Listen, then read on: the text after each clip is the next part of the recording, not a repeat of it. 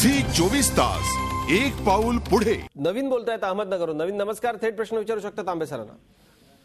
हो सर, मी अहमदनगरहून नवीन रवी बोलतोय. माझ्याकडे आयआरबी इन्फ्रास्ट्रक्चरचे 100 शेअर्स आहेत. 150 रुपयांनी घेतलेले आहेत. आणि कर्नाटका बँक घेतलेत 100 शेअर्स 151नी. आणि टाटा मोटर्स घेतलेत 100 शेअर्स 270 रुपयांनी. तर किती वेळ मी होल्ड करू शकतो? विचारत सरांना आपण. सर, होल्ड किती वेळ करू शकतील?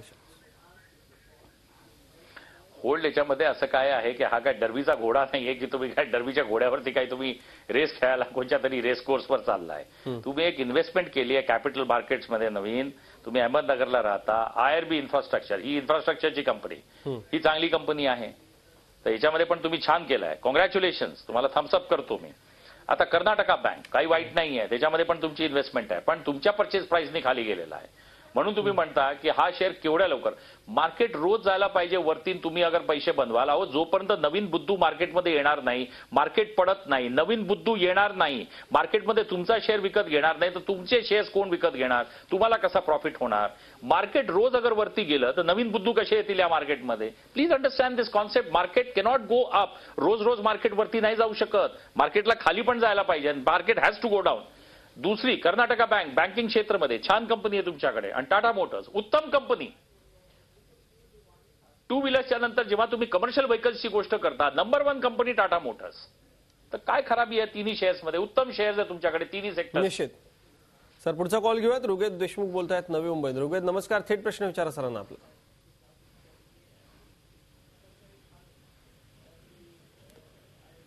ऋग्वेद, माझा आवाज पोहोचत असेल आपल्यापर्यंत तर थेट प्रश्न विचारा सरांना. वेळ आपल्याकडे कमी आहे, बुलेटिनची वेळ संपत आली. निश्चित सर, या सगळ्या ऋग्वेद यांच्याशी संपर्क आपला होऊ शकत नाही, पण आजच्या या सगळ्या कार्यक्रमामध्ये आपल्याला अनेक फोन कॉल्स आले. या सगळ्याच्या अनुषंगाने सर एक गोष्ट ती म्हणजे सगळ्यात महत्वाची आहे.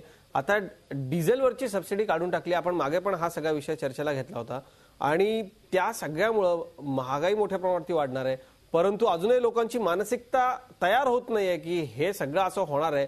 हे किती गरजेचं आहे अर्थव्यवस्थेच्यासाठी.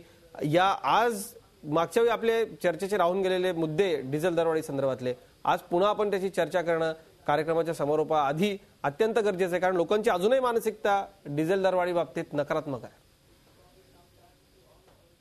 मला असं म्हणणं आहे अजितदादा की फक्त डिझेल वाढतं म्हणूनच लोक हे करतात. तर आता तसं कंपनीने सांगितलं की ठीक आहे, आम्ही याला फेज मॅनरमध्ये करू, 50 पैसे 1 रुपयाने वाढवू. मी जेव्हा बिग सिटीजमध्ये बघतो सगळे लोकांचे बाकीचे एंटरटेनमेंट चालू आहे, बाकीचे खर्च सगळे मजेत चालू आहे, सगळी मौज मस्ती चालू आहे, पण फक्त डिझेलवरती पैसे वाढले की मग बोंबाबोंब करायची. तुम्ही आईस्क्रीम खाता, आईस्क्रीमची किंमत वाढते, त्याच्यामध्ये तुमची काही बोंबाबोंब नाही. मेडिसिन्सची किमते किती वाढ दिसतो मेडिसिनमध्ये, पण ते पण आपल्याला लागतात, पण त्याच्यामध्ये वाढ होते तेव्हा काही सर्वसामान्य अगदी झालेला आहे. जी जी, सर्वसामान्यांचा अगदी विचार करता. अहो सर्वसामान्य म्हणजे काय अजित बाबू? गव्हर्नमेंटचे एम्प्लॉईजना डीए मिळतोय, स्टेट गव्हर्नमेंटच्या एम्प्लॉईजना डीए मिळतोय, प्रायव्हेट कंपनीजमध्ये पण त्यांना हाय सॅलरीज आहे. जो माणूस गरिबीच्या रेखामध्ये त्याला गव्हर्नमेंट नरेगा देते. तर मग कुठे कुठे मला कोणीही बॅड स्टेट ऑफ अफेअर आपल्या अर्थव्यवस्था साधारण माणूस म्हणजे काय, त्याची डेफिनेशन काय? मला झी 24 तासच्या आणि सगळ्या कॉलर्सच्या प्रश्नांना उत्तरं दिलीत. आपले आभार, धन्यवाद. झी 24 तास एक पाऊल पुढे.